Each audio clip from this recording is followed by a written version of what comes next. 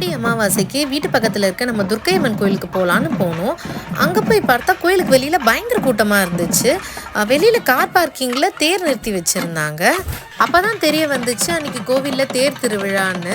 விநாயகர், துர்க்கையம்மன், முருகர், வள்ளி தேவயானை தேரில் வச்சு கோயிலை சுற்றி தேரில் இழுத்துட்டு வந்தாங்க. நாங்கள் எதர்ச்சியாக தான் கோயிலுக்கு போயிருந்தோம். கோயிலுக்கு போனதும் இந்த மாதிரி தேர் திருவிழானதும் ரொம்ப சந்தோஷமாகிடுச்சு எங்களுக்கு. இந்தியாவில் கூட இந்த மாதிரி தேர் பிடிச்சி இழுத்த மாதிரிலாம் எனக்கு ஞாபகமே இல்லை. இங்கே கனடாவில் அந்த மாதிரி பண்ணது எனக்கு ரொம்ப ரொம்ப சந்தோஷமாக இருந்துச்சு. அங்கே அந்த தேர் மட்டும் இல்லாமல் இன்னொரு 3 தேர் வச்சுருந்தாங்க அந்த கோவிலில்.